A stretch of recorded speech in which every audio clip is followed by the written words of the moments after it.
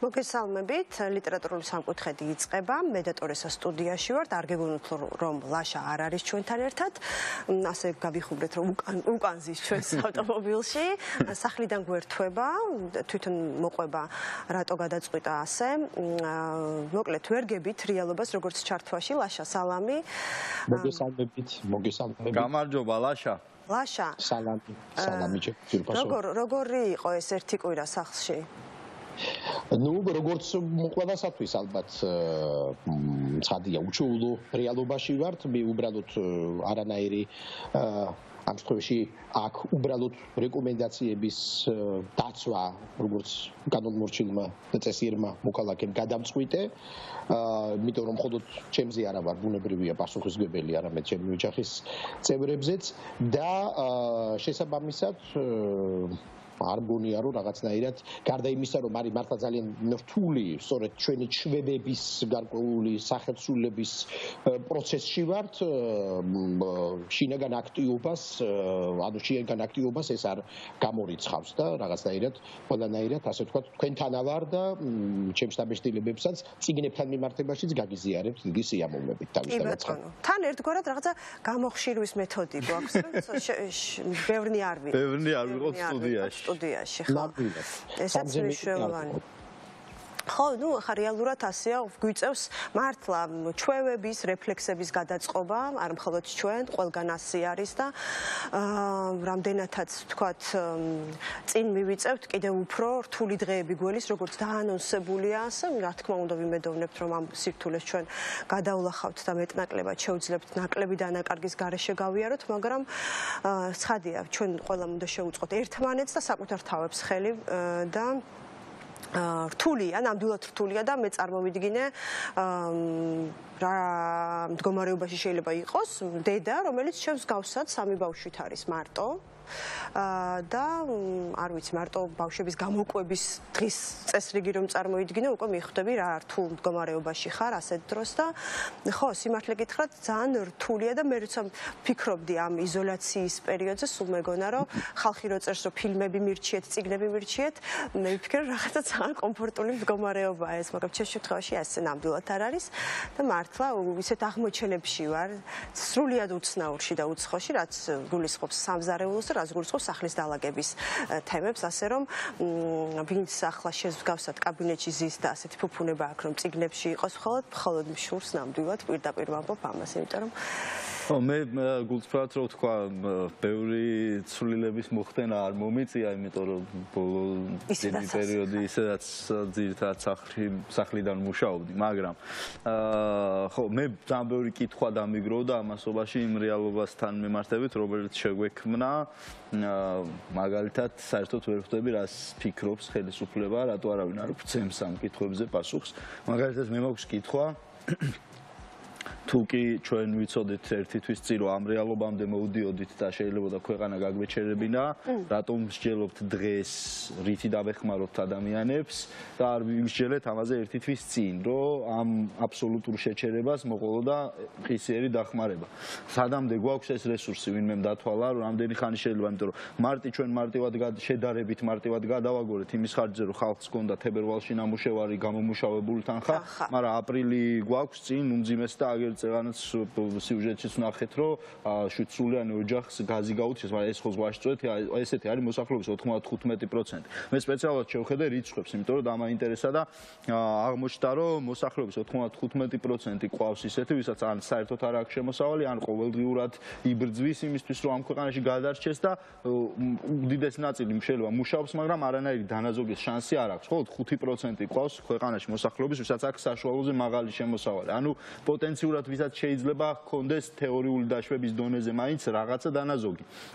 რეალურად ჩვენ უკვე შევედით იმ მდგომარეობაში, როდესაც ადამიანები შიმშილობენ, უკვე შიმშილობენ, ეს აღარ არის ხვალინდელი დღე, დღევანდელი დღეა და ამ ფონზე მე ვერ ხედავ და ვერ გავიგე ბოლომდე სიმართლე რო ვთქვა, რაიმე კონკრეტული გადაწყვეტილება რითი რა რაოდენობით როგორ დაეხმარებიან ამ ადამიანებს და რაც ყველაზე ცუდია ეს 95% არის ის 95%, რომელსაც სტომა არ აქვს არც პოლიტიკასთან, არ აქვს არც მაღალი სოციალური კაპიტალი, არიან ჩვეულებრივი ადამიანები.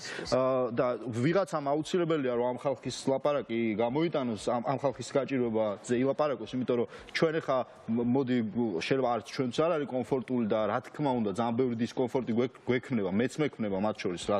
ჩვენ როგორც საშუალო ფენას ამას. ჩვენ როგორც საშუალო ფენა, რომელიც მე ვფიქრობ რომ ანალოგიურ მდგომარეობაში აღმოჩნდება იმიტომ ჩვენ უბრალოდ ჩვენ ერთადერთი რაც გვაშორებს აქედან შეიძლება იყოს ერთი თვის შემდეგ ჩვენ შემთხვევაში ციგნი საშუალო ფენის თვალსაზრისით ახალი კერა ჩნდება. რა თქმა უნდა, ან ჩვენც ხო შემოსავლებს ვკარგავთ ყოველდღიურად და ამისთვის არ აღმოჩნდით მზად და ამას დაემატა გაუგონარი შეზღუდვები. გაუგონარ შეზღუდვას ვეძახი მაგალითად იმას თუ რატო არ შეიძლება 9-დან დილის 6-მდე რა ვიცი ძაღლის გასეირნება მაგალითად. რა რისკს ზრდიდა 9-დან 6 საათი საღამოს 9-დან დილის 6 საათამდე ადამიანის თქვათ გარეთ გადაადგილება, რომელიც ისედაც არ გადაადგილდებოდა განსაკუთრებული საჭიროების გარეშე, ხო? მით უმეტეს ყველა გასართობ. ანუ ამ კითხვებზე, როდესაც რაღაც შეზღუდვებს ვაწესებთ, აუცილებელია პასუხია. 3000 ლარიანი ჩეკები დევნა კი არ არის მნიშვნელოვანი, უნდა ამიხსნას ვიღაცამ და ბოდიში და კრიზის მენეჯმენტი ეს არ არის, რომ ის რა ქვია, მთელი ქვეყანა უცბად გააჩერო და არც ახსნა არაფერი და კომუნიკაციას ვერ ახერხებენ, თუ კითხვები გვაქვს, მაგალითად, რატო არ შეიძლება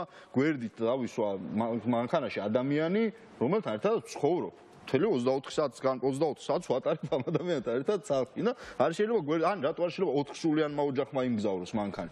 ან მაგალითად რატო არ შეიძლებოდა რომ საზოგადოებრივი ტრანსპორტი გადაგვეწყო ისე რომ თქვათ ერთი თითო გამყოლი ყოფილიყო თითო ავტობუსში და არაეშვა გარკვეულ რაოდენობაზე მეტი მგზავრები და გაენაწილებინა მგზავრები ისე უსაფრთხო დისტანციაზე. რატო მოუკალით ეს ხალხი? ისა იმდენად მეც ვერ ახსენე ლოგიკა განსაკუთრებით ამ ცოლქმრის შემთხვევაში ვფიქრობ რომ იქნებ ვერ ახსნეს სათანადო და გულისხმობი არის ის რომ უცხო ადამიანის სიახლოვე არ იყოს ამას ვფიქრობ. შეიძლება რაღაც ლოგიკა ალბათ დევს, მაგრამ აუცილებელია რომ ახსნა, იმიტომ რომ ერთია რომ მორჩილებას მთხოვ, მაგრამ მონა ხო არა ვარ. ისედაც მთელი ქვეყანა ვართ შინაპატიმრობაში პრაქტიკულად და აუცილებელია რომ ამაზე რაღაც ადამიანური ახსნები გავიგოთ, რატო არ შეიძლება რომ გვერდით ადამიანი მეჯდეს. და თუ ეს შეიძლება, მაშინ უნდა გვითხრან, ან მაგალითად არ შეიძლება ხო 4 სულიანი ოჯახი როგორ შეიძლება დააჯარიმო იმის გამო რომ ერთადერთი ტრანსპორტია გადაიღოს. მე როგორ უნდა გადავადგილო ვერაფრით, აი ის რო არის გახსოვს როგორ გადაიღო სხვას გელს და თივას ზუსტად ესე ვარ ჩვენი სამი ბავშვი. სინამდვილეში მე მგონია რომ ერთის მხრივ სწორია როდესაც პოლიტიკური პროცესი გვერდზე გვაქვს გაწეული და ხელისუფლებას უცხადებთ ხარდაჭერას და არ ვაკრიტიკებთ, მაგრამ ეს არ კრიტიკა არ შეიძლება გადავიდეს ყველაფრის მიღებაში. იმიტომ რომ ეს ძალიან სახიფათოა და მე ვერ ხვდები საიდან გაჩნდა ნდობის ეს მანდატი უცბად ამ ხელისუფლების მიმართ, რომელიც ყველაფერში არაეფექტური იყო. და მე მათ შორის კითხვა მაქვს ესეთი. მაგალითად მე მქონია მსგავსი გამოცდილება, რომ რაღაც ორგანიზაცია მიმართია და მქონია კრიზისი. მაგრამ კრიზისულ სიტუაციაში კარგი კრიზის მენეჯმენტი რა ვიცი, მე არ გამიგია რომ ესეთ რამეს ნიშნავდეს, რომ მოდი ახლა ყველაფერი გავაჩეროთ და დავხუროთ და ეს არის გამოსავალი. ეს კარგი კრიზის მენეჯმენტი ნიშნავს, რომ მინიმალური დანაკარგებით გამოძვრე იმ კრიზისიდან და ჩვენ რასაც უყურებთ ახლა, კარგი შედეგი გვაქვს ჯანდაცვის კუთხით, თქვათ, მაგრამ იმის ფასად რომ შეერს ხოცავთ 95% მოსახლეობის და ეს არ არის სწორი არანაირი გაგებით. მე ხა ინფექციონისტებს არ ვესხმი თავს. ინფექციონისტების მოვალეობა ამ დროს არის ის, რომ გითხრან თავიანთი პროფესიული ჭრილიდან სწორი რა არის, მაგრამ შენ როდესაც ხარ მმართველი, შენ ბევრი სხვა ფაქტორი უნდა გაითვალისწინო და გადაწყვეტილებები ისე უნდა მიიღო. ასე რომ მე უბრალოდ მინდა გავიგო აი ამ კითხვებზე პასუხები. ეს კითხოთ ხო არ გაუგია? სწორი კომუნიკაციის ფორმა არ არის, რომ ნუ მეკითხებით და რა დროს ახლა ეს არის და არ არის ეს სწორი, იმიტომ რომ თუ შინაპატიმრობაში მისჯი, მაშინ კეთილი ინებე და ამიხსენი რატომ მისჯი და თუ ახსნა არ გაქვს, მაშინ მონა არავინ არ არის და რა ვიცი, არ მაინტერესებს შენ 3000 ლარიანი ქვით არის რა. ხო, არ ვიცი. მე უკვე ეს პოზიცია მაქვს. ან ამიხსნას ვინმე და გამაგებინოს, ან რავი, მე არ ვარ თანახმა ამაზე. შენ ახსენე კრიზისი და მე მგონი ჩვენ შემთხვევაშიც ეს ძალიან მნიშვნელოვანი სიტყვა ვთქვათ ადამიანებისათვის, ვთქვათ ლიტერატურებისათვის და კრიზისი გულისხმობს, არასდროს არ გულისხმობს ერთი რომელიმე პრობლემის არსებობას. კრიზისი სწორედ იმის კრიზისია, რომ არის ბევრი კომპლექსურია. ერთობლიობა, ერთ დროს, რომ მაინცსა და მაინც ერთ დროს ხდება ყველაფერი და ამიტომაც იქნება კრიზისული სიტუაცია. რომ იყოს ეს ერთი პრობლემა, ბუნებრივია, რომ ადამიანი ან საზოგადოება რაღაცნაირად სახელმწიფო გაუმკლავდება. კრიზისი ლიტერატურიდანაც და აგერ ჯერ კიდე არისტოტელედან, პოეტიკიდან ეს ჩვენთვის ცნობილია, სწორედ ამიტომაც გამოდიოდა ხოლმე სცენაზე ანტიკური დრამატურგის რაიმე დიდ ტრაგედიაში, ევრიპიდეს ტრაგედიების ფინალში, თქვათ, Deus ex machina, ანუ ღმერთი მანქანიდან, რომელსაც უნდა დაელაგებინა ეს ყველაფერი, რომელიც გარკვეულ საშინელ, ასე ვთქვათ, კოლაფსში იყო მოხვედრილი ადამიანებისა თუ, ვთქვათ, ვნებებისა თუ პრობლემების სახით. ხო, მრავალი კრიზისია ახლა ამ შემთხვევაში და მე ვიტყოდი, რომ არა მხოლოდ საზოგადოებრივი, სახელმწიფოებრივი რა თვალსაზრისით, ანუ ეხლა სახელმწიფოსთვის ძალიან რთული პერიოდია, ადამიანური კრიზისებიც ძალიან ასე ვთქვათ, თვალსაჩინოა, ჩვენ ვუყურებთ ადამიანებს, ვკითხულობთ, ჩვენ თვითონ რას განვიცდით, ანუ ყველაფერი ერთად არის, ამას გულისხმობ. თავმოყრილია. ამიტომ, მაგრამ ისევ და ისევ ყოველგვარი ოპტიმიზმის გარეშე, ნებისმიერ კრიზისს მოყვება ხოლმე აუცილებლად და უნდა მოყვეს კათარზისი, ანუ გარკვეული გამოსვლა, კვანძის გახსნა და ესეც რაღაცნაირად ან ერთდროულად მოხდება, ან ეტაპ-ეტაპ. ყოველ შემთხვევაში მთელი რიგი არის, ასე ვთქვათ, პრობლემებისა, რომელსაც რაღაცნაირად მართლა თანმიმდევრობა და დაფიქრება და ჭკუა და სიბრძნე ჭირდება. მე ვთქვათ, აბსოლუტურად ლეგიტიმურია და ყველას ჩვენ შეკითხვები გვაქვს და ძალიან მნიშვნელოვანია, რომ სახელმწიფოს და სახელმწიფოს წარმომადგენლებს რასაკვირველია, ისინი ადამიანები არიან და მათ ნერვები აქვთ, მაგრამ სახელმწიფოს ნერვები არ უნდა ჰქონდეს. ისევ და ისევ, ანუ რას გულისხმობ, მორალი უნდა ჰქონდეს, მაგრამ ხასიათი, ნერვების მოშლა, გაღიზიანება, ეს ნიშნავს, რომ ესე იგი სახელმწიფოს წარმომადგენელი არის სული დილეტანტი და მას არ ესმის თავისი ფუნქცია და მნიშვნელობა. ბევრი შეკითხვა იქნება, ბევრი ნერვებმოშლელი შეკითხვა იქნება, იმიტომ რომ ადამიანები უჩვეულო მდგომარეობაში არიან. ეხლა, აი სახელმწიფო ისევ და ისევ პლატონისეული მოდელის მიხედვით, ესენი არიან სახელმწიფო არის რაღაცა მშობელი და საზოგადოება ადამიანები არიან მისი შვილები. შვილები გეკითხებიან ყოველთვის რაღაცას, რატომ ეს, როგორ იქნება მომავალში, რას ვიზამ მომავალში და სხვა და სხვა. სახელმწიფო მოვალია რომ პასუხი გასცეს და დღეს ჩვენ მე როგორც მოქალაქე თავისთავად ცხადია რასაკვირველია მე ნებისმიერი ხელისუფლების მიმართ ეს არ არის პანაცია ეს მე ვფიქრობ ბუნებრივი მდგომარეობა უნდა იყოს მოქალაქისა რომ ხელისუფლების მიმართ იყოს კრიტიკული იმიტომ რომ ახასიათებს საზოგადოებასაც და ხელისუფლებასაც მით უმეტეს ჩვენი ისტორიული გამოცდილებით რომ დაჩლუნგდეს ეს ყველაფერი ხელისუფლება დაჩლუნგდეს და საზოგადოება დაჩლუნგდეს ანუ ყოველთვის უნდა იყოს მოქალაქე სკეპტიკური, შესაძლოა არა ჩაციებული, არამედ სკეპტიკური და კრიტიკული, მაგრამ და ეს ძალიან მნიშვნელოვანია, მაგრამ ამ შემთხვევაში ჩემი კრიტიციზმი, ან ჩემი კრიტიკული, ან ჩვენი კრიტიკული დამოკიდებულება მე ესე მესმის, რომ ჩვენ გულშემატკივრობთ. დიახ, დღეს ეს ხელისუფლება არის პასუხისმგებელი ამ ქვეყანაზე, ამიტომ მე არ მინდა რომ ამ ხელისუფლებამ შეცდომები დაუშვას. მე არ მინდა რომ ეს ხელისუფლება დღეს მიუხედავად ჩემი კრიტიკულობისა და ჩვენი კრიტიკულობისა გათვალისწინებით გასული წლის წარმოიდგინე 20 ივნისი გვაქვს გავლილი, ხო, რაზეა ლაპარაკი და დღემდე ეს როგორ მორალურ დაღადგვაზის და გვაქვს, ასე თქვა, ტრამვად მორალურ და ფსიქოლოგიურ. მაგრამ მე გებით უფრო მაღლა ამ შემთხვევაში და რა თქმა უნდა გულშემატკივრობ. მე რასაკვირველია, ხელისუფლებას იმიტომ რომ ამ შემთხვევაში ლაშა ეს ხო საკუთარი თავის გულშემატკივრობაა რეალურად.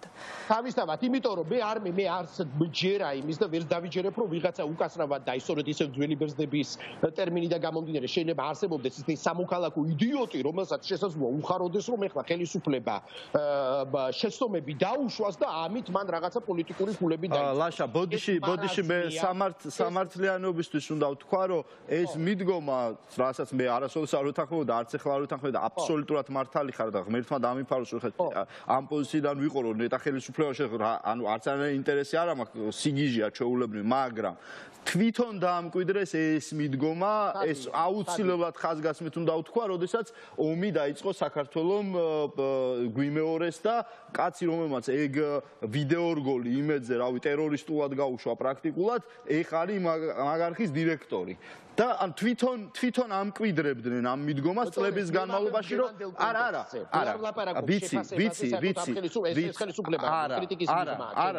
კი გეთანხმები მაგრამ უბრალოდ მე უნდა ვთქვა რომ მათ შორის თუ კი ეს საფრთხეც არსებობს მათ შორის 8 წლის განმავლობაში თვითონ ამკვიდრებდნენ ამას და კარგია რომ მათ ოპონენტებს შერჩათ იმისი საღი აზრი რომ ამაში არ შეყვნენ და დღეს ჩვენ ვხედავთ რომ პოლიტიკური პროცესი არის გაჩერებული პრაქტიკულად არავინ არ უწყობს არც აქციებს არც ობსტრუქციას აბატონო ბურთი აბატონო მოედანი მაგრამ ამის მიღმა იქიდან იმის მოთხოვნა რომ საერთოდ ხმას ნუ იღებთ ნუ გვაკრიტიკებთ ნუ გვისვამთ ეხლა ძალიან დიდი ბოდიში რა თქმა უნდა ეგრე არ ხდება კი ამას გულისხმობდი ბოდიში ჩაგეჭერი ხა კი არა და საერთოდაც ეხლა ისეთი რეალობაა სადაც არის მართლა ძალიან ყოველგვარი აბსტრაქციის გარეშე ერთიანობაა მნიშვნელოვანი და მე მოვისმინე და გავიგონე ბევრი პოლიტიკური ოპოზიციის წარმომადგენლის შეთავაზება ხელისუფლებისადმი იმიტომ რომ საქართველოში ჩვენ ვხედავთ თურმე აი ამ კრიზისმაც ნახეთ როგორი ძალიან მნიშვნელოვანი რაღაცა გამოაჩინა თუნდაც უპირველეს ყოვლისა ეხლა ეს კიდე სხვა თემა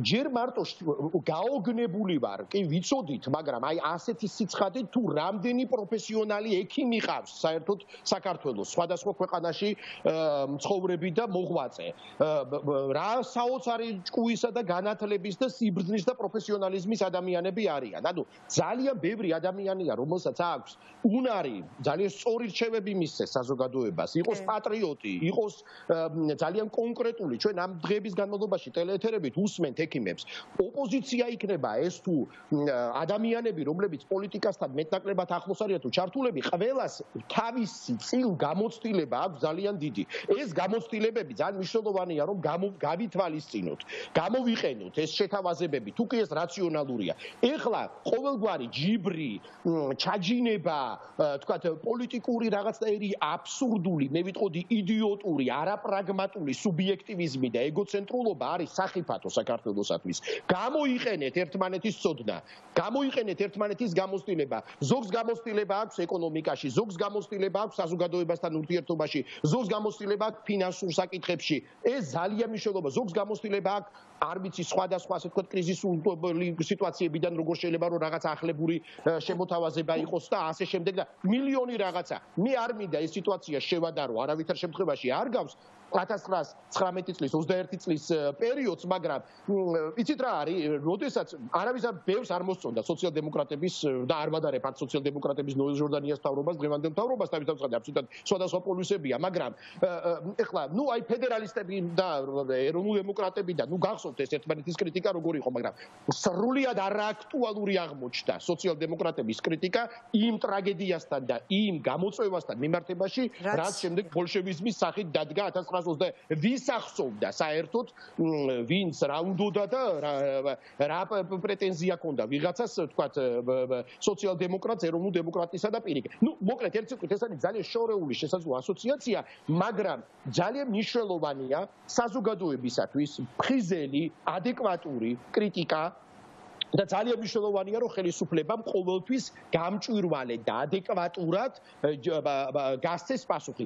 ცხადია ჩვენ ამაზე ალბათ ვილაპარაკებთ და აქ ეს მარტო საქართველოს პრობლემა ეს არ არის და არის საერთოდ ზოგადადაც დღეს სოფლიოში უამრავი მოსაზრება გაჩნდა იმის შესახებ თუ საიწავა ასე ვთქვათ უბრალოდ პოლიტიკური წყობა ამ გამოცდილებიდან გამომდინარე ან უფრო ავტორიტარიზმის ნიშნები ხო არ გამოიკვეთება თუ უფრო სოციალური გახდება უფრო შეიძლება ითქვას უფრო დემოკრატიისკენ წავა ეს პროცესები. ეს ამიშოვდა, იმიტომ რომ ბუნებრივია დღეს ეს შეზღუდვა წესებისა გულისხმობს ხადია ჰეგემონიას ხელისუფლებისას. ანუ ერთგვარ გარკვეულ ჩვენთვის საზოგადოებასთან ერთგვარი ხელშეკრულებით გამპირობებულ ავტორიტარიზმს. მაგრამ თუნდაც ამაში ავტორიტარიზმს კიდე არ არის სწორი ტერმინი, უბრალოდ უფრო მეტ სიმკაცრეს. მაგრამ ამ შემთხვევაში ხელისუფლებასაც ჩვენ უნდა ვთხოვოთ მკაფიობა კანონის დაცვა უნდა ეხებოდეს ერსაც და ბერსაც. ესე ძალიან მნიშვნელოვანია. ხელისუფლება უნდა იყოს მკაფიო.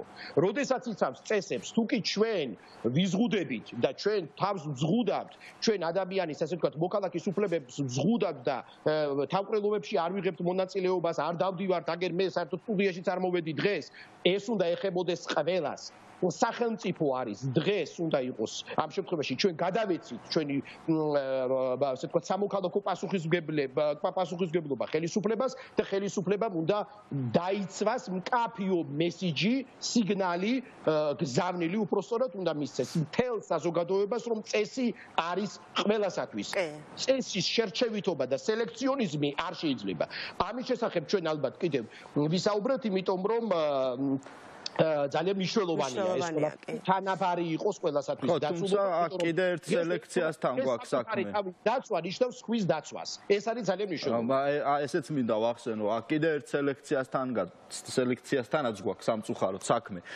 მაგალითად, საზოგადოებრივი ტრანსპორტის გაუქმება, აბსოლუტური გაუქმება პირველ რიგში არ ტყავს ყველაზე მოწყვლად ჯგუფს, ხო? ანუ ამ წუთას ჩვენ მივიღეთ რაღაც წესი, რომლითაც საშუალო ფენა, ვისაც საკუთარი მანქანები გვყავს, გადავადგილდებით, ჩვეულებრივ ქალაქში შესაძლებლობა გვაქვს, მაგრამ ყველაზე მოწყვლადი ფენა, ყველაზე ღარიბი ფენა ამის საშუალება წაართვა სახელმწიფომ. ეს რა ლოგიკაა? მაგრამ საერთოდ ვერ ხვდები. ანუ ყველაზე მეტად თუ შეიძლება ვინმეს ამ წუთას ფიზიკურად გადაადგილება მართლა ჭირდებოდეს, არის ყველაზე მოწყვლადი ფენა, ხო? ან იგივე ეს 200 კილოვატ-საათ და 200 კუბური მეტრი ვინმემ გაიგეთ? ანუ რა ლოგიკა დევს ამაში? საერთოდ ვერ მივხვდი, იმიტომ რომ რაც უფრო მდიდარი ხარ იდეაში, უფრო ახალი მოწყობილობები გაქვს და უფრო ნაკლებს წვა. მაგალითად, მე უფრო ნაკლები დავწვი, ვიდრე დედაჩემმა თელავში.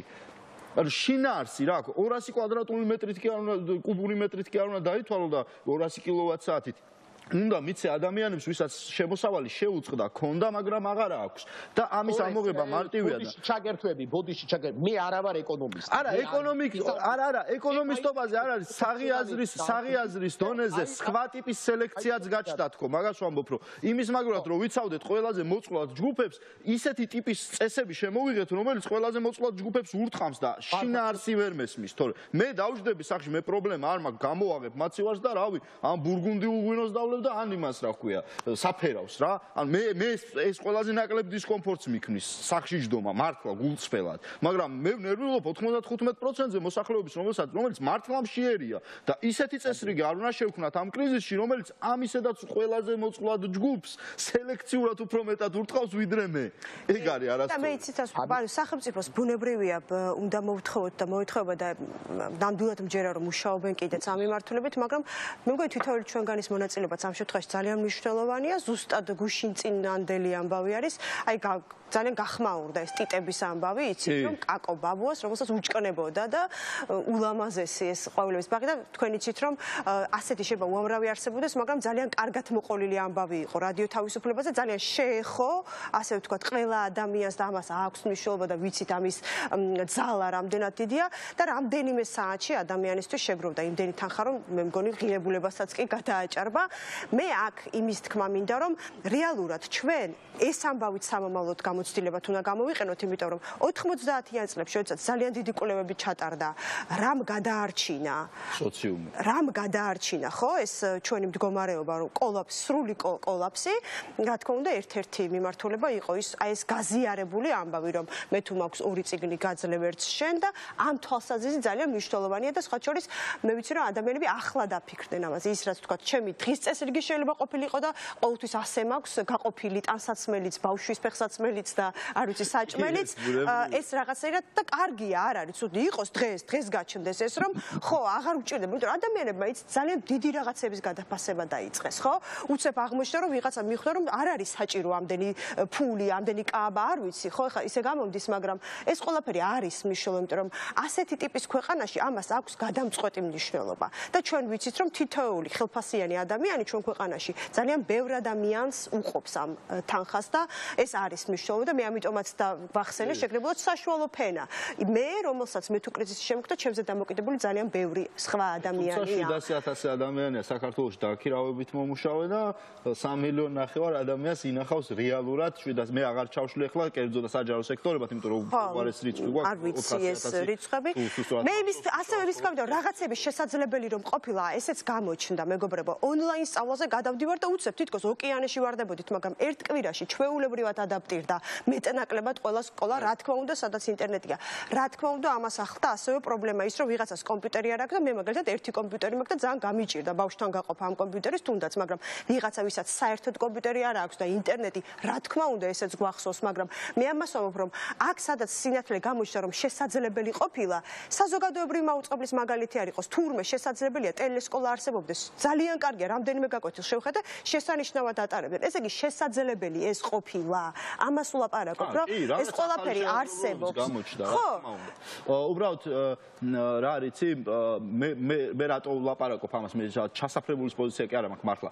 ჩვენ როცა გვაქვს ისედაც წირი რესურსები, საჯარო რესურსები, გულისხმობთ, ან ღარიბი ქვეყანა ვართ. ეხლა ყველაზე მეტად უნდა ვცდილობდეთ, რომ ეს რესურსები გამოვიყვანოთ სწორად და მიზნობრივად მივმართოთ, რომ ეს ფული ჰაერში არ დაიკარგოს, რატომ? და ვთქვათ იგივე ჩემნაირ ადამიანს, რომელსაც ამ წუთას არ მჭირდება ეგ შეღავათი, ხო?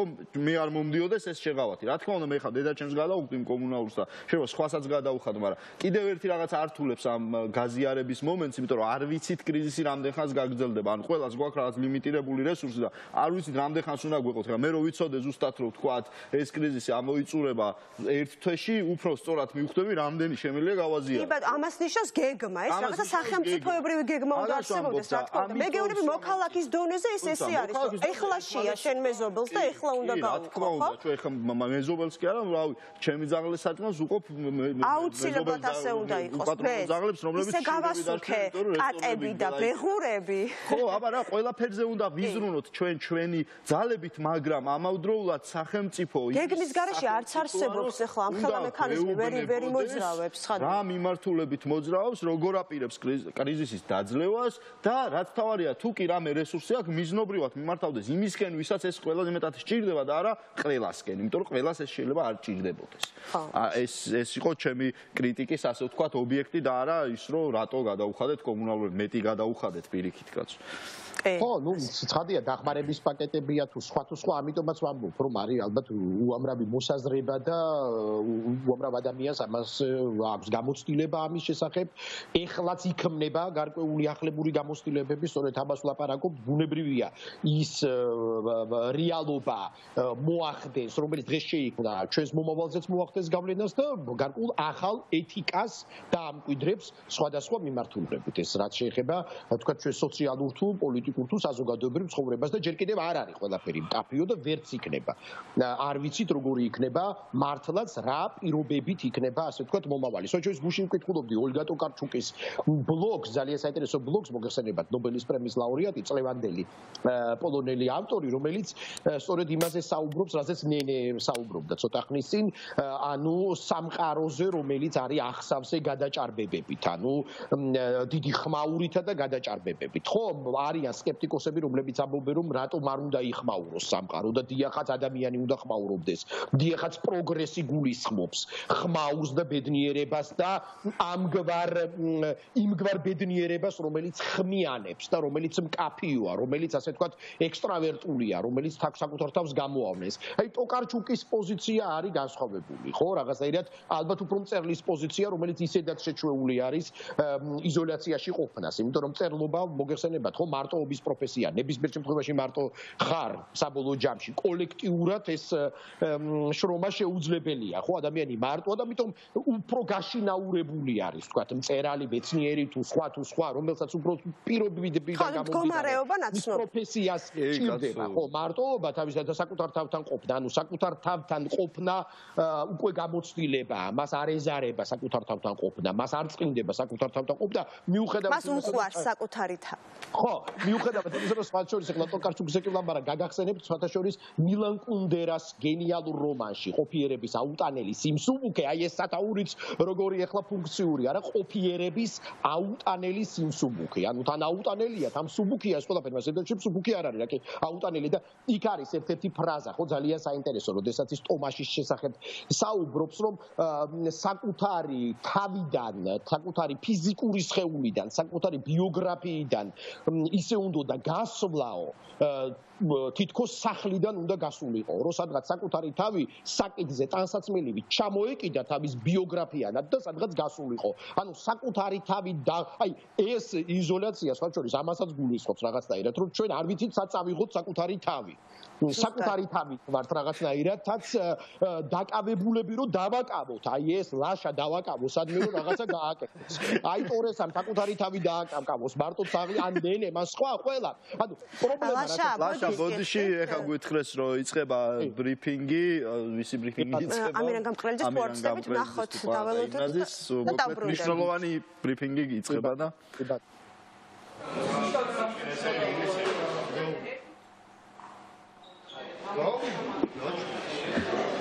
ახლოს ნუ მიდიხართ ახლოს ვიდეო რა მოწყებინა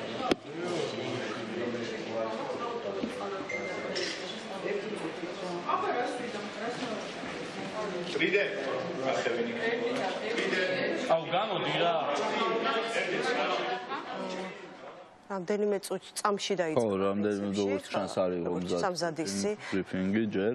ხო, თუმცა ლაშა მართალი არის, იმიტომ რომ ჩვენი პროფესიისთვის მაინც დამახასიათებელია და პირიქით ჩვენ ეს ჩემზე არ თქვათ ეს საწავიღო ჩემი თავი არ მაქვს არც მე დავიქცე იმას ფიქრობ ერთი სურნაკ როდის მორჩება ეს ყველაფერი მე მართლა მომენატრა კაფეში დაჯდომა და ყავის დალევა რა გავაკეთო ეს ძალიან მიყვარს ეს პროცესი და ეს ხო პატარ-პატარა აღმოჩენებს ყველანი ვაკეთებ თურმე რა გვიყვარდა წინა ცხოვრებიდან და მე მაქვს ძალიან საინტერესო წიგნი იმედი მაქვს მოვასწრებ წარდგენას ეს არის ქალბატონი მანანა ქუთათელაძის და გიორგი გიგიწერეთის ერთობლივი ნამუშევარი თბილისის ტაძრები და რელიგიური ნაგებობები და მე ამ წიგნში აღმოვაჩინე კიდე სხვა თბილისი რომ ამ თვალით გულწრფელად რო ვთქვა ესე არ დამინახავს ეს ქალაქი და ეს არის ალბათ ერთ-ერთი ყველაზე სრული კრებული, ასე ვთქვათ,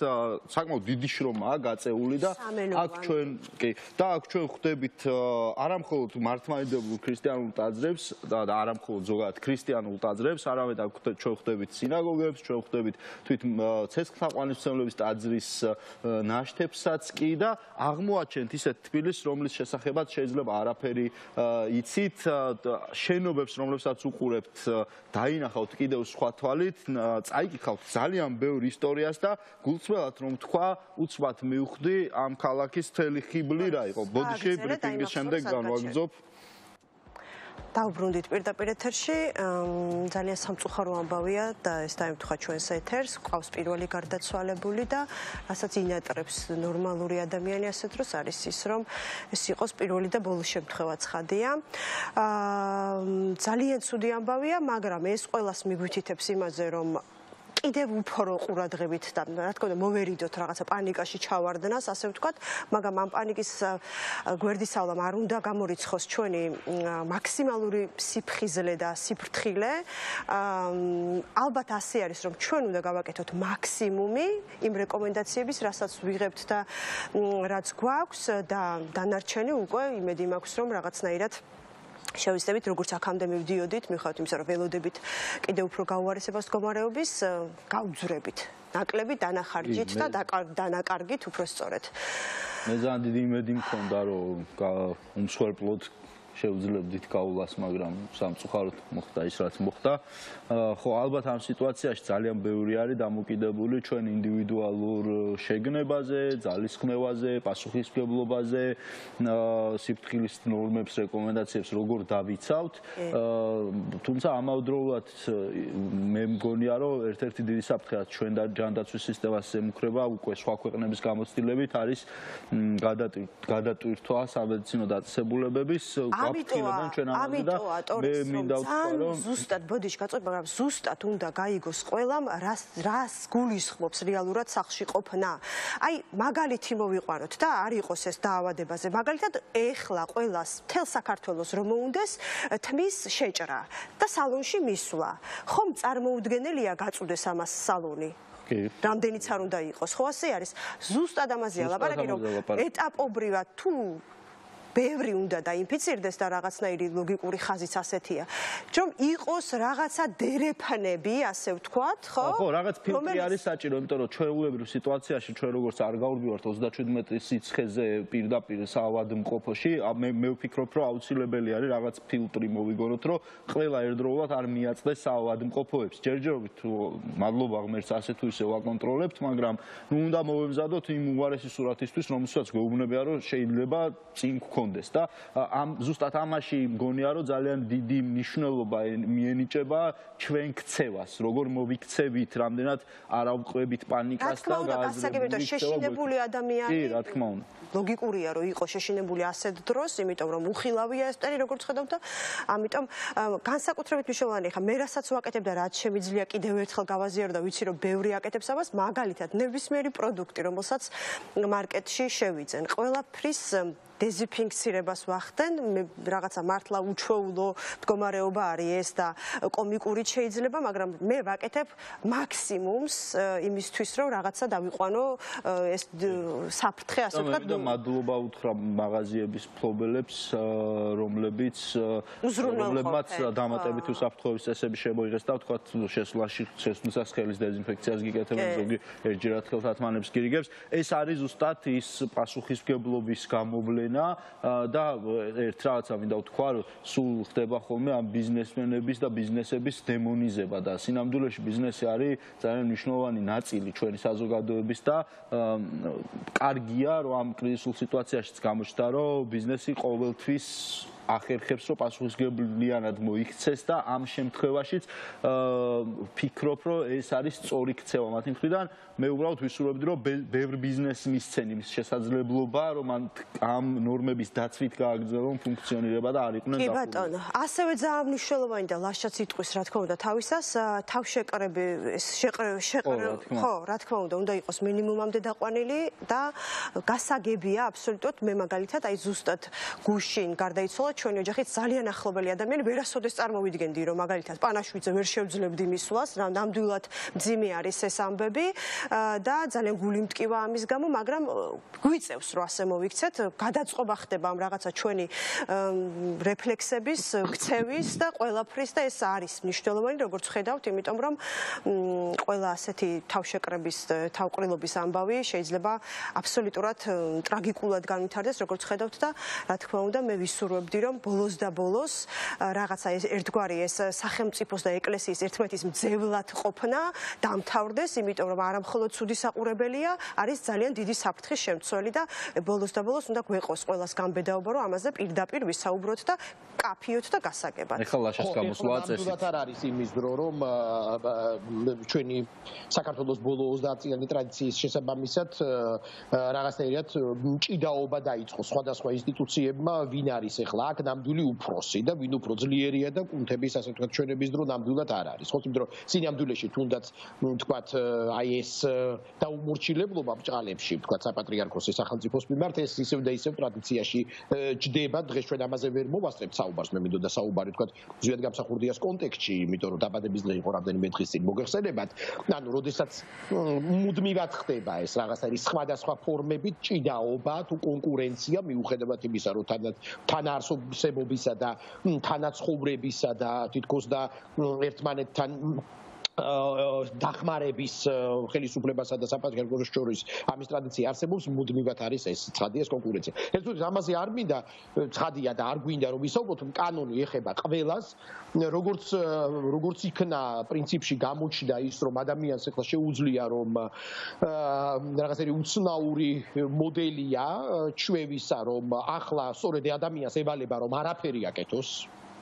და ქცევა გულისხმობს იმას, რომ მან შეზღუდოს საკუთარი ქცევა, სწორედაც და რამდენიმე ფოტო ვნახე საკმაოდ კომიკური და ალბათ თქვენც ნახეთ, რომ არის ადამიანი, რომელიც წამოწოლილია ტახტზე და არის ასევე იგივე ფოტო და ერთ შემთხვევაში წერია, რომ ადრე ტყუილა ვიყავი წამოწოლილი და ახლა კი კაცობრიობისთვის ვარ წამოწოლილიო, კაცობრიობის გადარჩენის მიზნითო, ყოველგვარი ირონიის გარეშე, მაგრამ მგონი მაგაში ქართველებს ცოტა ვერავინ ვერ მოგვიგებს. ხო ნუ ყოველ შემთხვევაში რა თქმა უნდა სხვადასხვა კომპონენტებია ძალიან მნიშვნელოვანი ეს არ გულისხმობს ცხადია პასუხისმგებლობას და შენ ტორეს აბსოლუტურად ზუსტად აღნიშნე ძალიან დიდი მადლობა მათ აი ადამიანებს რომლებიც მოლარეები იქნებიან ბანკის თანამშრომლები იქნებიან პირველ ყოვლისა მედიცინის მუშაკები პოლიციელები სამხედროები რომლებიც ეხლა ვერ აძლევენ აი ჩვენსავით საკუთარ თავს იმის უფლებას ჟურნალისტები და სხვები რომ აი ესეთ ასე ვთქვათ სრულ იზოლაციაში იყვნენ ხო აი ყველაზე დიდი გმირები ეხლა ყოველგვარი გადაჭარბების გარეშე ისინი არიან ძალიან დიდი მადლობა მათ ამისათვის იმიტომ რომ ისინი გვიცავენ ისინი უზრუნველყოფენ ახლა ამ შემთხვევაში სწორედ აი სწორედაც ამ ჯანმრთელობის და სიცოცხლის ტერიტორიას აი ამ უფლებას ამიტომ ჩვენ ერთადერთი ეს გვევალება დავიცვათ წესები დავიცვათ რეკომენდაციები ხო ესეც რაღაცნაირად იცით რა არის შეიძლება ჩვენ სხვა არაფრის გაკეთების საშუალება ეხლა არ აქვს ხო მაგრამ რანაირად უნდა ვებრძოლო ეხლა მე პირადად კორონავირუსს ან თქვენ COVID-19 ხო მე ექიმი არა ვარ ამ კუთხით სტრატეგოსი არა ვარ ერთადერთი რაც მე მევალება და ეს რაღაცნაირად კომფორტულიც არის უკვე ფსიქოლოგიური თვალსაზრისით რომ შევხედოთ ანუ რაც მე მევალება იმიტომ რომ რაკი მე სხვა არაფერი არ ვიცი და სხვა არანაირი ინსტრუმენტი არ მაქვს ამაზე ზემოქმედებისა მე მევალება ის რომ უბრალოდ დავიცვა რეკომენდაციები საკუთარ თავზე ზრუნვით ვიზრუნო სხვაზე სულ ამას ვიმეორებ თუ კი ჩვენ რელიგიურ განცდაზე ვლაპარაკობ და სწორედაც ქრისტიანობის განცდაზე ვლაპარაკობ თუ კი სხვა ყველაფერს ასე ვთქვათ თავს დავანებებთ ხო ასე ვთქვათ ნორმას სახელმწიფოებრივ ეთიკას და ასე შემდეგ და ასე შემდეგ სწორედ ეს არის არსობრივი რელიგიურობა სხვაზე ზრუნვა საკუთარ თავზე ზრუნვით. ანუ, როდესაც თანაგანცდა გაქვს, სოლიდარობის განცდა გაქვს, როდესაც ეგოცენტრულობა და ჯიბრიანობა და რაღაცნაირად სხვების არ გათვალისწინება ამ შემთხვევაში ძირეულად უპირისპირდება არსობრივ ვიმეორებ რელიგიურ განცდას. იმიტომ რომ რელიგია არ არის დოგმა, არ არის მხოლოდ გარეგნული ფორმა, მხოლოდ რიტუალი, შინაგანი მდგომარეობა. ხო, ხა მე არ მინდა ამ შემთხვევაში მართლაც ღიზიანდება ხალხი, როდესაც ჩვენ ვლაპარაკობთ, რატომაც ითვლება რომ რაკი ჩვენ ამაზე ვლაპარაკობთ, მე ან ჩვენნაირები ეგრეთ წოდებული, ხო? ამის გამო ხდება მე გაღიზიანება რომ თქვენ რა უფლება გაქვთ ამაზე ვილაპარაკობთ, აი ჯინაზე, ესეც რაღაცაირი არ ვიცი, ადამიანური თუ ქართული თვისება, მოდი ჯინაზე აი თქვენ დაგიმტკიცებ როგორი მაგარი ვარ და იქ სავალ და აქ სავალ. არა ეს ის შემთხვევა, როდესაც ჩვენ წესები უნდა დავიცვათ, რომ ერთმანეთზე ვისრულოთ. აი ეს არის ყველაზე ჰუმანური, ყველაზე ადამიანი. რაც შეგვიძლია ვიმეორებ. მეტი არაფერი არ შეგვიძლია სხვა. მე მახსენდება გაბრიელ გარსია მარკესის ერთ-ერთი მოთხრობა 12 მოგზაური მოთხრობა, სადაც მარკეს ჰქონდა ესეთი ფობია, თვითმფრინავის ფობია, ფრენის ფობია ჰქონდა. და ერთადერთი იმით დავიმშვიდე თავი, ერთ-ერთი პატარა მოთხრობა, სწორედ ამ თავის ფობიას ახსენს, თავის შიშებს ფრენისა. ერთადერთი იმით დავიმშვიდე თავი, როდესაც ვიჯექიო აი ამ სალონში თვითმფრინავისო, რომ მე სინამდვილეში არაფრის მოხდენა არ შემიძლია. ვერანაირ გავლენას ამ რეალობაზე ვერ მოვახდენ. პილოტი, ასე ვთქვათ, ადამიანები, რომლებიც უზრუნველყოფენ, ასე ვთქვათ, ამ მშვიდობიანად ამ ფრენას, მე მხოლოდ შემიძლია რომ ვიჯდე, მეტი არა და ამან დამამშვიდა რაღაცნაირად, რომ მე ახლა სხვა არავინ არაფერს არ მომკითხავს, რომ რაღაცა იმაზე მეტი გავაკეთო, ვიდრე მე ეს ვიცი. ამიტომ ეს, ნუ ახლა ძალიან ისეთი კონკრეტული რაღაცაა, მაგრამ პრინციპში სწორედ ამას გავს, ძალიან გავს მდგომარეობა. და მე არ ვიცოდი მარკესის ამბავი და მეც მაგით დავძლიე სიმართლე უფრო ფრენიში. ხო, ასე ვთქვათ, კაცი-ფუცი ზედმეტი ჩვენგან არ არის საჭირო, იმიტომ რომ არც არაფერი არ ვიცით. გარდა იმისა, რომ უბრალოდ დავჯდეთ. და ესეც არ არის შესაძლოა გარანტია იმისა, რომ თქვათ შევაჩეროთ ეს პრინციპში რაღაცნაირად სტიქიური ელემენტის მსგავსი ვირუსი და ვირუსი გულისხმობს ხო ამ რაღაც ერთგვარ სტიქიურობას, ხო საიდანაც მოდის იმგვარი რამ, რაც მოუხელთებელია და რაც ვიმეორებ შვენი ზემოქმედების და გავლენის მიღება. თუმცა ლაშა მე თვითმფრინავის ამბავმა ცოტა სხვა რაღაცა გამახსენდა, გუშინ გამახსენდა ზუსტად ეგ ჩემი პირველი ფრენა და პირველი ეს ფიქრი რომ დავძლიე შიში, მაგრამ სხვა მიმართულებით წამიყვანა ამან და ვიტყვი რა მიმართულებითაც. სინამდვილეში ჩვენ ხო ესეთ სამყაროში ვცხოვრობთ, სადაც უსაფრთხოება რეალურად არ არსებობს, ჩვენზე ძალიან ცოტა რამე არის დამოკიდებული. აი როგორც ფრენის დროს სინამდვილეში არც პილოტზე არ არის დამოკიდებული, ჯაჭვი იწყება ძალიან შორიდან და როდესაც ადამიანები ამზადებენ თვითმფრინავს გასაფრენად, მერე იქ დისპეჩერები და ასე შემდეგ უამრავი ადამიანის სწორ მუშაობაზეა დამოკიდებული ის, რომ შენ მშვიდობით ჩაფრინდე სადღაც და სინამდვილეში სტატისტიკა გვეუბნება, რომ უფრო მეტი შანსია, რომ აეროპორტიდან სახლისკენ მიმავალ გზაზე დაგემართოს რამე, ვიდრე თვითმფრინავში, ხო? და ზოგადად ამის გაცნობიერებაც მნიშვნელოვანია ეხლა წეგან, იმიტოც ვიყაპარაკე პირად პასუხისმგებლობაზე, რომ თუ ჩვენ მეტ პასუხისმგებლობებს გამოვიჩენთ, მეტი შესაძლებლობა გვექნება, რომ ესე კი არ ჩავჯდეთ აბსოლუტურად რაღაცა უმოძრაობაში კი არ ამოვიხრჩოთ და უმოძრაობით კი არ მოვკვდეთ.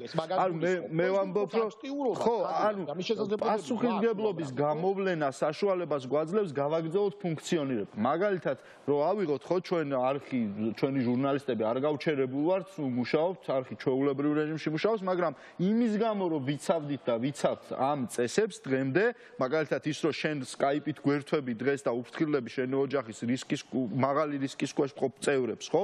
მაგალითად ის, რომ მედანენეც დისტანციაზე ვსხედვართ და ის რომ ნელი არ უფრთხილდება და ასე შემდეგ საშუალებას გვაძლევს, რომ გავაგრძელოთ ცხოვრება ასე თუ ისე ახალ რეალობაში. აი ამაზეა ეს არის ძალიან მნიშვნელოვანი, რომ თანდათან გავიაზროთ, რომ მაგალითად თუ ავტობუსი ამოძრავდება, იმ ავტობუსში ერთმანეთს აღარ უნდა მიბეჭეჭყოთ და რაღაცნაირად ცოტა მეტი დისკომფორტით ვიმგზავროთ, ისე როგორც ადამიანები სხვათა შორის ძალიან მიხარია, რომ პასუხისმგებლობით ეკიდებიან მაღაზიებთან რიგს და მაღაზიებში იცავენ დისტანციას, ასე შემდეგ და ნელ-ნელა ეს წრე ჩემი აზრით უნდა გაფართოვდეს, ანუ რაღაცა მიმართულებით უფრო მკაფიოდ რეგიონებში სურათი, ხო, ჩვენ ნაკლებად თბილისი და დიდი ქალაქებში ინფორმირება, გადამწყვეტია. კი, ინფორმირება, მუდმივ რეჟიმში ინფორმირება ადამიანების. მართლა ზოგიერთი ვერც იგებს და ვერც აცნობიერებს, აი ეს არის. ხო, გაცნობიერება ძალიან მნიშვნელოვანი რაღაცაა, ხო, ამ პრობლემას. კი, ანუ მე ოპტიმისტურად ვარ განწყობილი, რატო? იმიტომ რომ ჩვენ ადამიანები ვართ,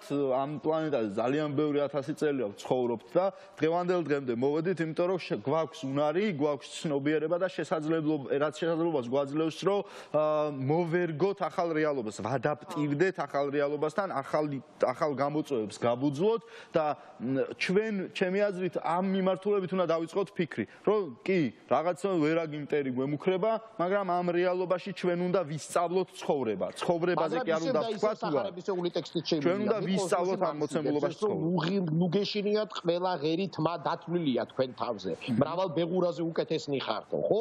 ანუ ისევ და ისევ მახსენდება ის, როდესაც ახლა რაღაცა მეტაფიზიკურ მდგომარეობაში არ მინდა გადავიდე, მაგრამ ისევ და ისევ მარკესის მოთხრობაში, აი ამ თვითონავზე ახლა გამახსენდა ამიტომაც ეს ტექსტი, მაგრამ სწორედ იქ მახსოვს, რომ საკუთარ თავს უთხარიო რა, შენ მართლა ფიქრობ, რომ თვითრინავი რაღაცა ტექნიკულ რემენს მიხავს და აჩერებს საში, რაღაცა სხვა არის, რაც ამას აჩერებს. ხო, აი მარკესის ეს ფრაზა გამახსენდა ახლა, ხო, ანუ რაღაცა რაც იმაზე ძლიერია, ვიდრე შეიძლება ადამიანის სუბსტანცია გულისხმობდეს ამას. და ადამიანია სწორედ ეს ძლიერი სუბსტანცია. უბრალოდ ადამიანი, რომელიც აცნობ, რომელიც ფხიზელია, რომელიც ადეკვატურია, რომელიც პასუხისმგებლობით არის აღსავსე და სადაც პასუხისმგებლობა გულისხმობს მორალს, მორალურ პასუხისმგებლობას. და ეხება ეს მორალური პასუხისმგებლობა ყველას, ჩვენ უნდა დავეხმაროთ ექიმებს, ჩვენ უნდა დავეხმაროთ სამხედროებს, ჩვენ უნდა დავეხმაროთ პოლიციელებს და აქ არის ჩვენი სამოქალაქო და მორალური პასუხისმგებლობა. ეს არის გადამწყვეტი ახლა. სხვა ვიმეორებ, ჩვენ არაფერი არ გვევალებთ. მე გამახსენდა ინფორმირებულობაზე რომ საუბრობდით, ძალიან ცნობილი ვიდეოების სერია იყო, იტალიის ქალაქების მერები, როგორ დადიოდნენ, ასე კარდაკარ შეიძლება ითქვას და მახსოვს ერთი ყვებოდა ვიდეოში, რომ 20 წელი ამ ქალაქში ვცხოვრობო და მარტო მე დავრბოდიო სავარჯიშოდ და ეხლა რა დაგეტაკათ ხალხო, რატო დაიწყეთ ეხლა სირბილი, მაინდა-მაინც ხო ეს ხო სერბეთში ადამიანი ბუჩქიც ხო დაიკანჭირეს და ადამიანი ხეც, ნუ შეიძლება ჩვენც აქ შემოგხვდეს ეხლა საბოლოო ჯამში. ტირანოზავრიც, რომელიც იცვლება ყველაფერი და Facebook-ზე ვკითხულობდი, ძალიან საინტერესო სტატუსი ქონდა ერთ ჩემ Facebook მეგობარს, რომ სიკვდილების სტატისტიკაც რომ შეიცვალა, იმიტომ რომ მაგალითად იტალიაში სადაც ამდენი ადამიანი იღუპებოდა მოტოციკლით, ავტომობილით, ხო, გაჩერებულია ცხოვრება და შესაბამისად რაღაც ბედის წერაც და ბედიც ადამიანის და სიკვდილიც იცვლება, ასე ვთქვათ. ყველაფერი ამას ძალიან რთულია, მაგრამ უნდა გაუსწოროთ თვალი ამ ცვლილებებს, რომ ყველაფერი იცვლება. ვაფიქროს ესეთ ფილოსოფიურ თემებში, რაც არ გვინდა რა დროს ახლა ესე ვთქვათ ინტელექტუალიზება ამ პროცესისო, მაგრამ ნებისმიერ შემთხვევაში ჩვენ მოაზროვნე ცხოველები ვართ. ეს გულისხმობს ეს რეალობა აზროვნებასაც და ფიქსას და რეფლექსიას. როგორები ვიყავით აქამდე და როგორები ვართ ახლა და როგორ წავალთ მომავალში. ნამდვილად. რა თქმა უნდა.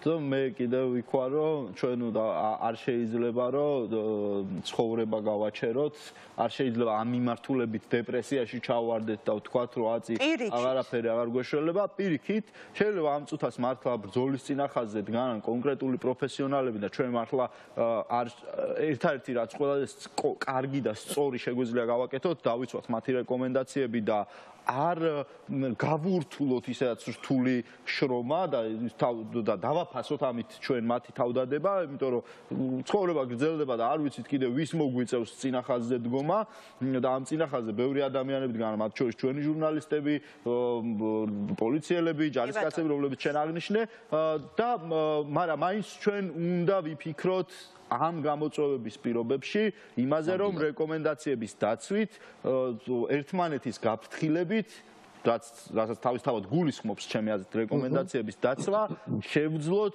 ახალ რეალობაში ახალი ცხოვრების დაწყება რომელიც არ იქნება მარტივი მაგრამ იმედი ვიქონიოთ რომ გარკვეული პერიოდის შემდეგ მაინც ჩვენ დავუბრუნდებით ნელ-ნელა ცხოვრების შეურთემ. უნდა დავამთავროთ დღევანდელი ეთერი, სამწუხარო ამბავი გამცეთ, მაგრამ ეს ნიშნავს იმას, რომ კიდევ 1000 მაგათ ფრთხილად უნდა ვიყოთ, მოკლედ გავუფრთხილდეთ. მეტი პასუხისმგებლობა გავუფრთხილდეთ საკუთარ თავს, ირგვლივ მყოფებს, მომდევნო შაბათამდე უნდა დაგემშვიდობოთ, ლაშა, გემშვიდობებით, მომდევნო შაბათს ისევ ამ ფორმატში გელოდებით. მადლობა. ასე, მადლობა.